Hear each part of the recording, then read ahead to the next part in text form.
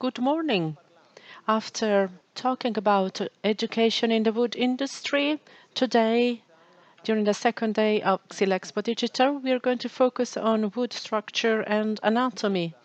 Wood is a complex structure which is fundamental to understand in order to use it based on its anisotropic material behavior. Today we're going to look at the elements that characterize wood structure and identify different species. We will do so with the help of a tool, a stereoscope. Through a stereoscope, we're going to look at some enlarged wood sections that help us understand differences in wood species.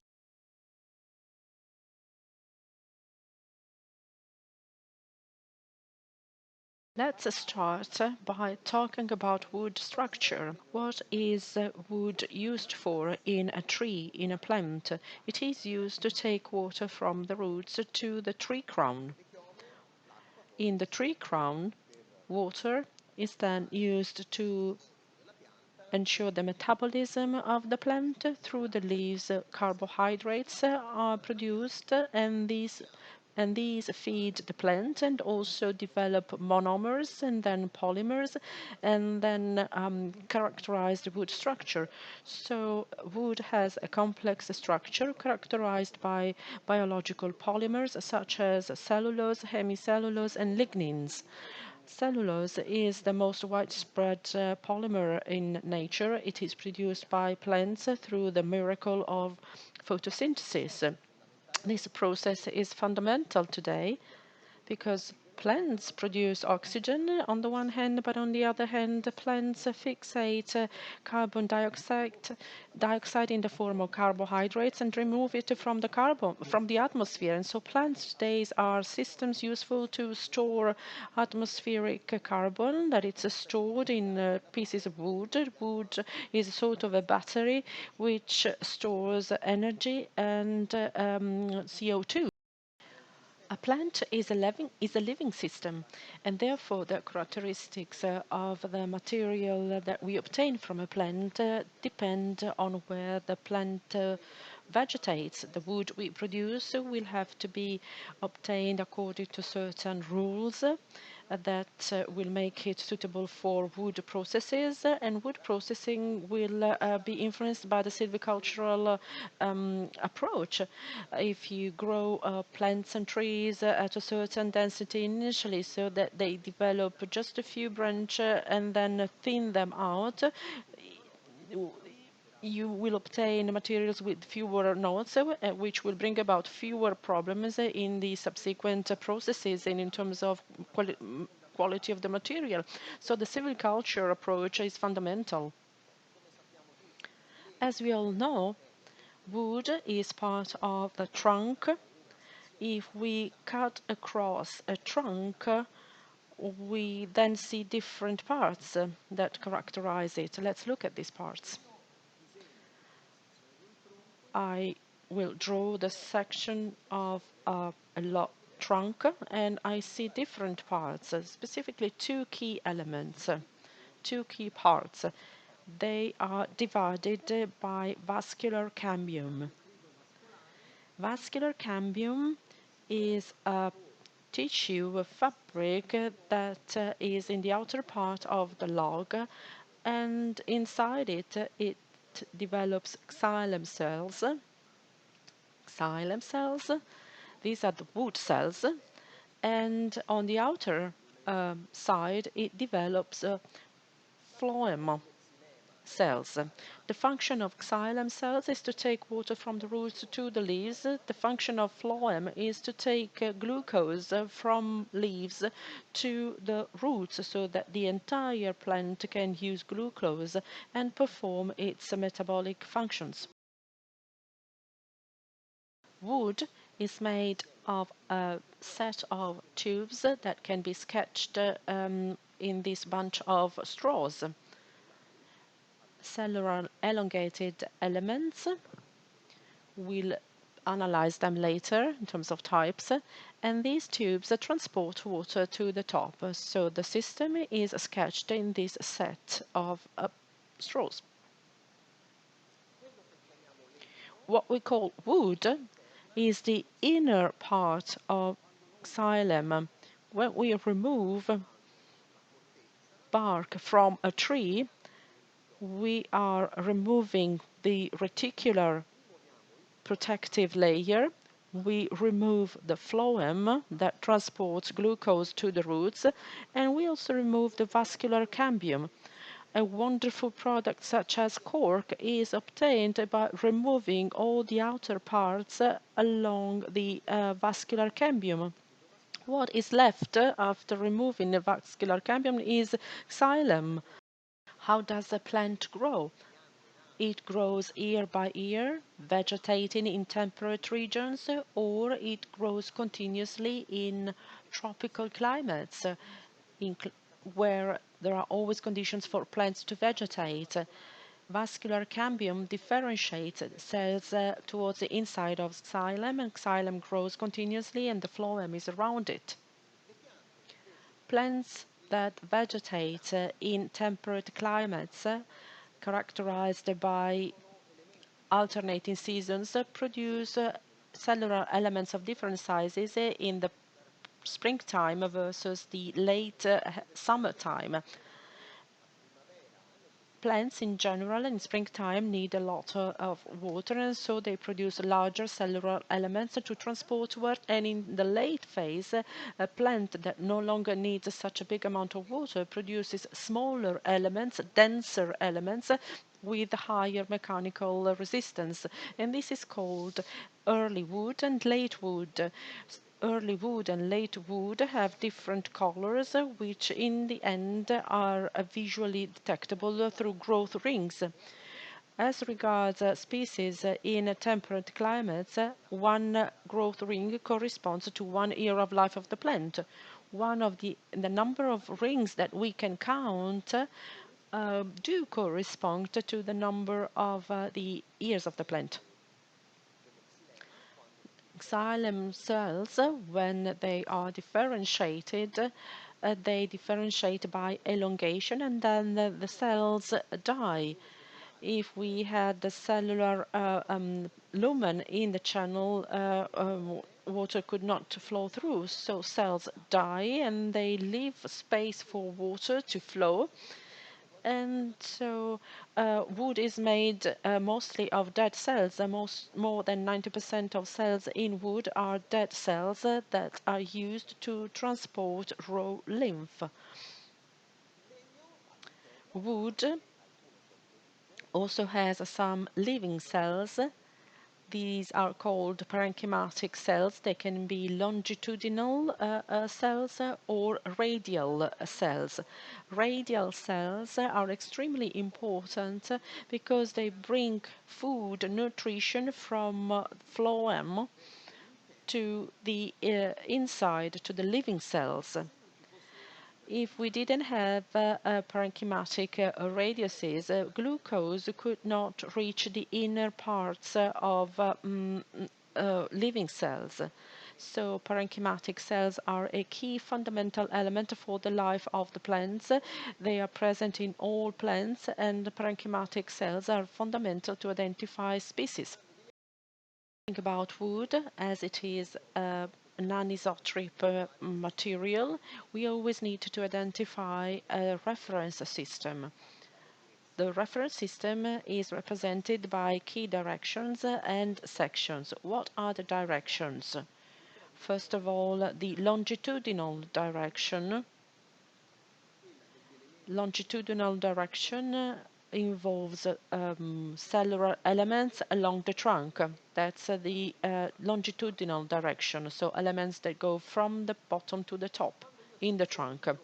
When I cut across the trunk in the cross section, I will then determine two more directions. The tangent direction, which is tangent to the growth rings. So I have different tangent direction in every point of the trunk, or also radial directions along the radius. So three key directions: longitudinal, tangent, and radial directions. The these three directions identify three different sections: a cross section, longitudinal tangent, and longitudinal radial section. This concept can be easily viewed inside a piece of wood. These are the round growth rings. Wood cellular elements will have this direction, that's the longitudinal direction. So if I take this part of the wood, this side, it will be the tangent direction. And this direction, this edge, is the radial direction. It is radial because it represents the radius of the growth ring. This identifies three sections: longitudinal, radial. This is cut on the radial edge, which delivers a striped wood grain pattern. The tangent direction produces a streaked grain pattern, or we may have a cross section where you can see the growth rings. These are the key, the main sections. So we've just explained can also be seen on a larger, longer piece of wood. These are the growth rings, round growth rings, and this is therefore a cross section where we cut across the cellular elements. The longitudinal section, this one, goes along the grain, and then we have the radial one along the radius, the classic striped pattern, whereas this one is a longitudinal section, and longitudinal and also tangent to the growth ring, and so it produces the classic streaked grain pattern. This is a streaked grain pattern, and this one here is a striped grain pattern. As Paola Mazzanti will explain later, these directions have a very different shrinkages. The shrinkage in this little bit, the tangent direction, will be much higher than those I will have in the radial direction. The direction of cellular elements in a piece of wood identifies what we call the direction of fibers.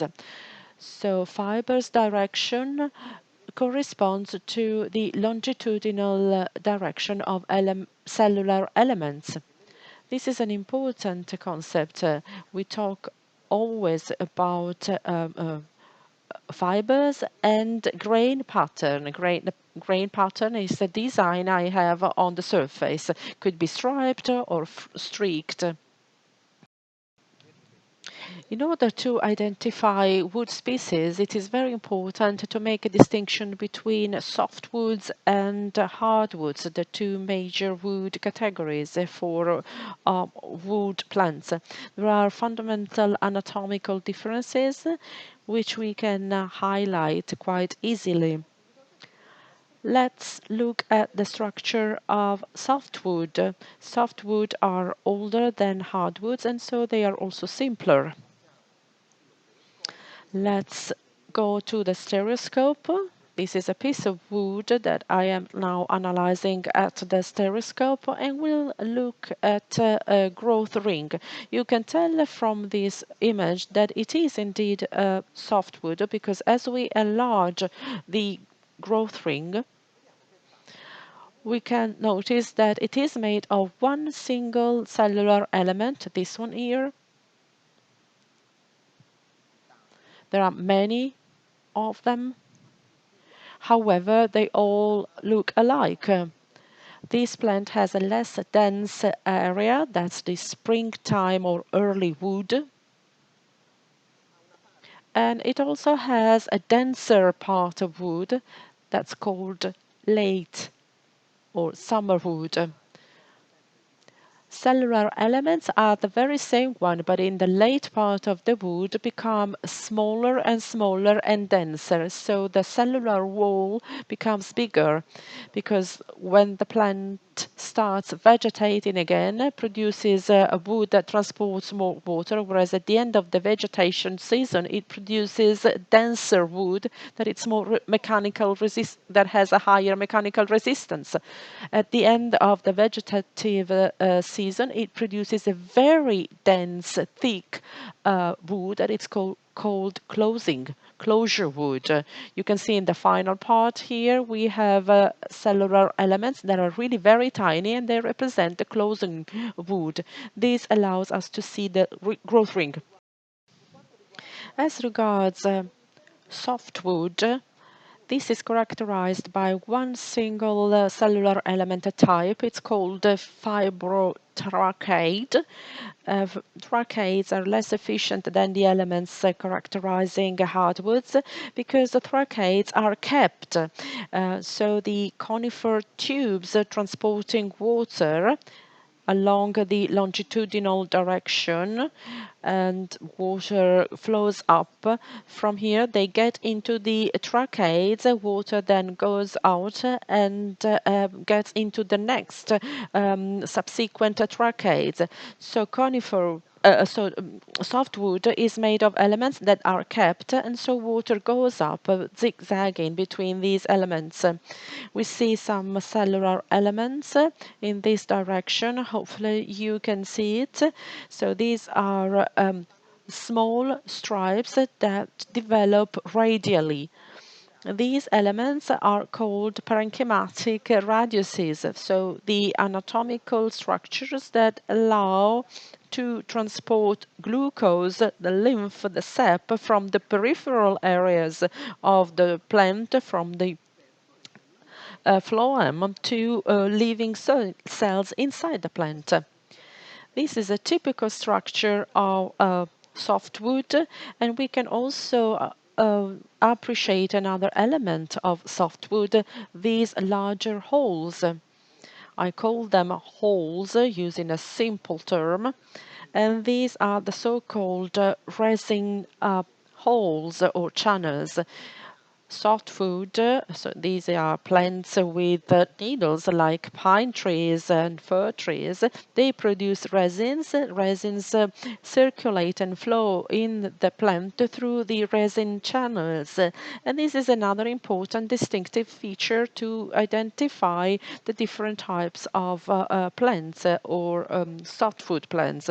Not all softwood plants have longitudinal resin channels, and this is another important identification criterion.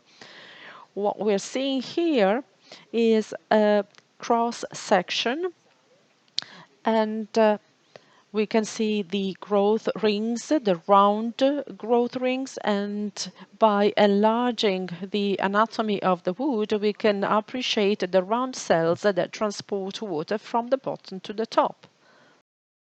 Now, look at the structure of hardwoods. Hardwoods are much more complex than softwoods, and it has structures that are made to specialize in some functions and tasks. Hardwood includes much more highly specialized structures. You can see growth rings here. This is the ring which corresponded to 1 year of life of our plant. We see the round rings. This is a cross section, by the way, and we can also appreciate some very large cellular elements like these ones, and some very small elements which we can barely see by enlarging the structure. I can appreciate that here we have these large vessels, and then we also have these very tiny and dense cellular elements that are called fibers. In the case of softwood, we identify wood that it's made by one single cellular element, which is always the same, whereas in hardwood, we have differentiated tissues, like in a human body, liver, pancreas, and spleen, with different functions. With wood, things are simpler. We have differentiated elements optimized to transport water, and these elements are called vessels. And then we also have some other optimized elements for mechanical resistance, and these are called fibers. When we see vessels and fibers, we can determine immediately that we are dealing with hardwood. In case of softwood, we would speak of homoxyl wood made of the same cellular elements. For hardwood, it's called heteroxyl because it's made of different cellular elements. Parenchymatic radiuses that could barely be seen in a softwood and are never a macroscopic distinctive feature in the cross section are instead fundamental in hardwood. Let's look at this wood. Let's try the zoom out function here, and you can see how these structures are extremely big and large. Some of them are small, you can see them here, just like the softwood ones, but then there are some other structures that are really very, very large. Look at this one. These structures, as we said earlier, are called parenchymatic radiuses. In the case of hardwood, they allow us to identify different species.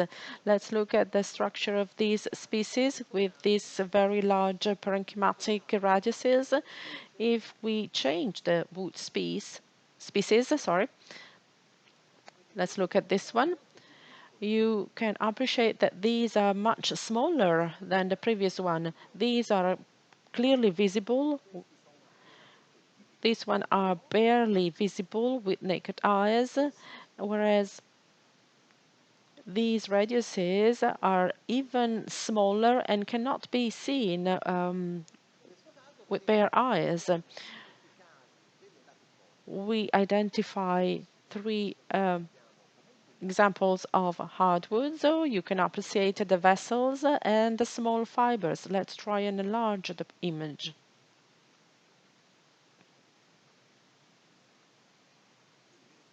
So you can see how these are the vessels, the larger structures for water transportation, and these are fibers, smaller structures. You can also appreciate a very peculiar anatomical property, which is typical of a certain wood species. On the border of the growth ring, you can see that the parenchymatic radiuses become larger. Some species have this, and this is a distinctive feature. We know that for some wood species, the parenchymatic radiuses behave in this way, and so you can identify the species. I will not disclose it now because we're going to address it later. You can see this sample of wood. Let's look at the radial direction. So that's perpendicular to the growth rings. So in this direction, you can appreciate parenchymatic radiuses. The structure of the radius can be seen by bare eyes. This is the second piece of wood we observed. You can look at the surface and the round growth rings. This is a cross section, and let's appreciate the other elements. This is the tangent direction, and this is the radial direction along the radius. And along the radius, you can see a little bit of a parenchymatic cell radiuses, these structures that you can see in this direction. This direction are the parenchymatic radiuses that are barely perceptible and visible for these species, contrary to the previous species. This is the third piece of wood we have analyzed. Once again, we have a cross section, parenchymatic radiuses are not particularly clearly visible because they are much smaller, contrary to the previous one. In this case, radiuses are hardly, barely perceivable. This is a sample of a softwood, and radiuses cannot be seen.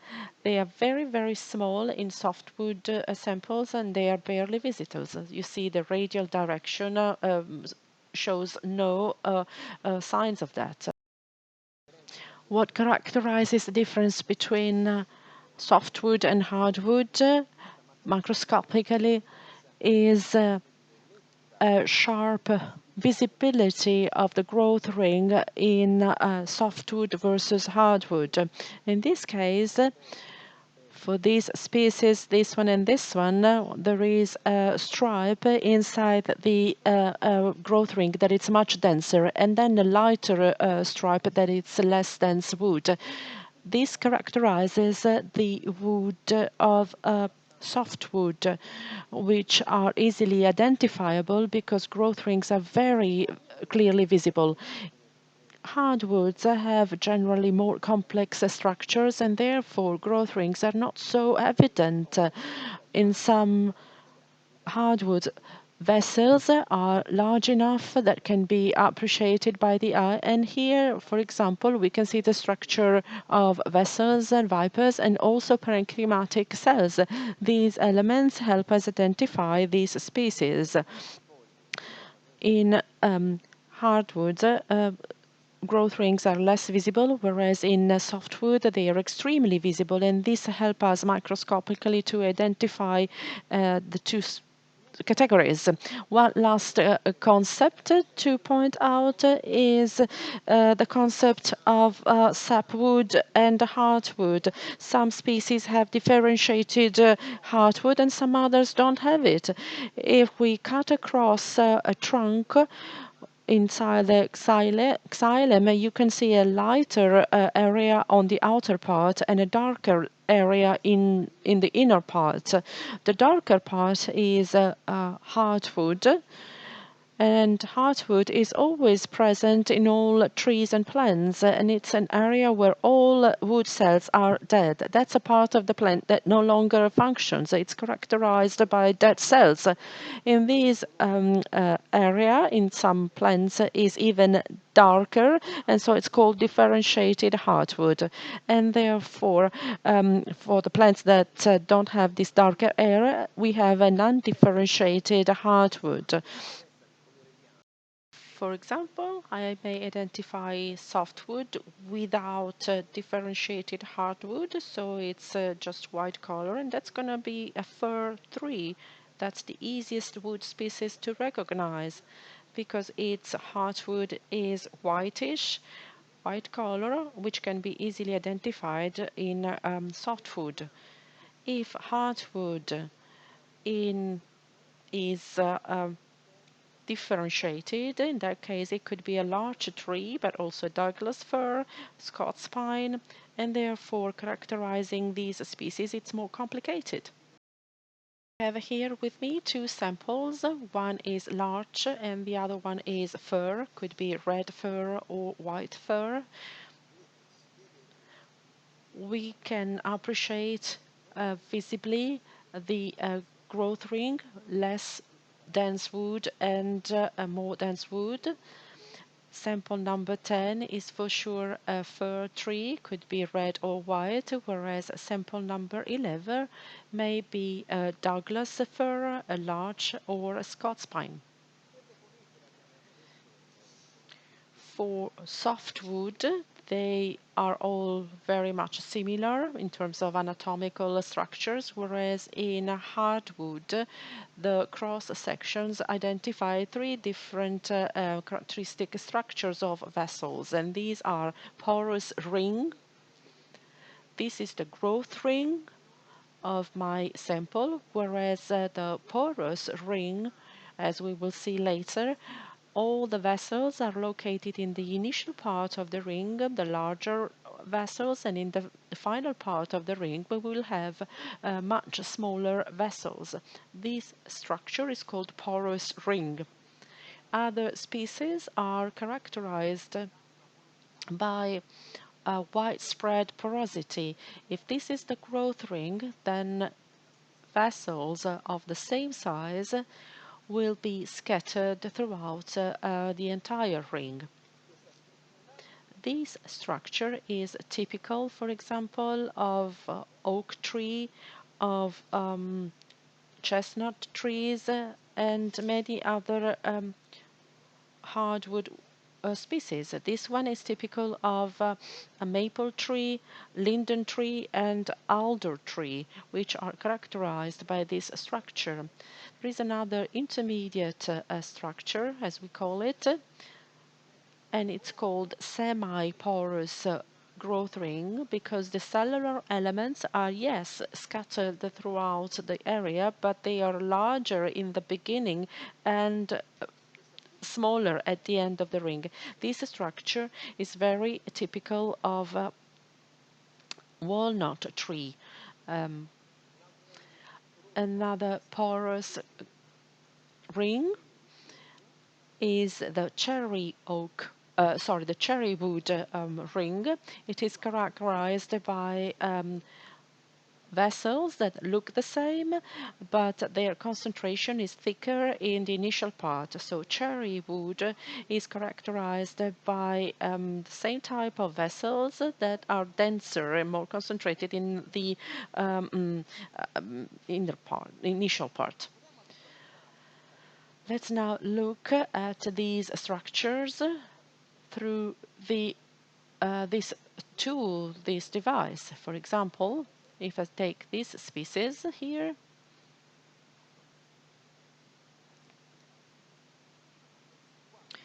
you can see clearly that there are growth rings, and you can see the growth ring here is characterized by porosity. These are very large vessels that are concentrated in the initial part of the ring, whereas the vessels in the final part of the ring are much, much smaller. This is a typical porous ring.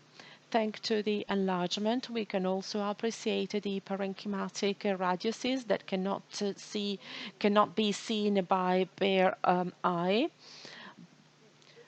This structure, characterized by porous ring, invisible parenchymatic radiuses, and a color that you cannot see from there, but it's very bright and very light, undifferentiated hardwood, that's typical of ashwood.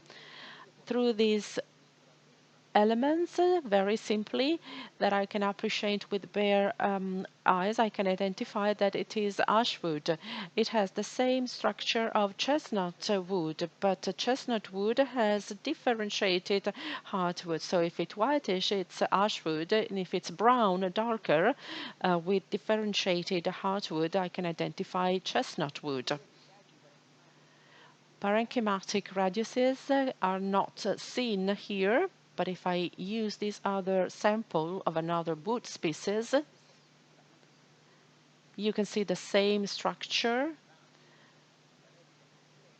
growth rings, vessels that are very large in the initial area, high porosity, parenchymatic radiuses that are also quite large, and I can appreciate them with bare eyes, just like the vessels. This is very characteristic of oak wood. It's easy to identify, one of the easiest to identify. Oak wood shows very clearly the structure of the porous ring, large vessels, as well as parenchymatic cell radiuses, also very large. I have samples of other species here that have completely different structures. This one, for example,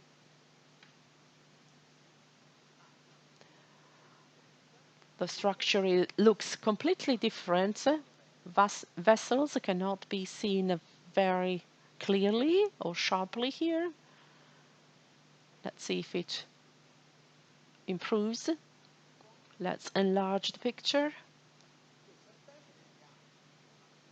This species is hardwood with vessels and the smaller elements that are called fibers. So it is definitely hardwood. We have parenchymatic radiuses that can barely be seen, certainly not by bare eyes. So this is a pretty undistinguished white wood, whitish, so undifferentiated hardwood. These three elements, widespread porosity, vessels are scattered throughout the entire length of the ring. They do not concentrate in any part of it. Visible parenchymatic cells, very small vessels, light color, could be poplar wood or linden tree wood. So whenever we're faced with poplar or linden tree, one of the characteristics is the border of the growth ring. If you look at the border of the growth ring, some species, like this one, tend to have enlarged parenchymatic radiuses, and this is typical of poplar and linden tree wood. Through a few simple steps, I can recognize and identify linden and poplar wood simply. Of course, that's not always so easy because if I were to be faced with a piece of wood and I don't know where it comes from, I will have to compare many different wood pieces coming from different parts of the world. There are 35 widespread European wood species, and through these simple elements, I can already have an idea of what I have.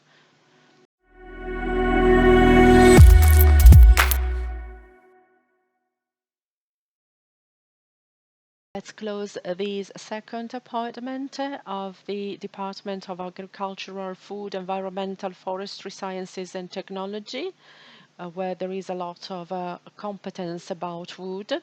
And tomorrow, my colleague Paola Manzanti is going to present the interaction between wood and water, another big chapter about wood and its utilization and transformation.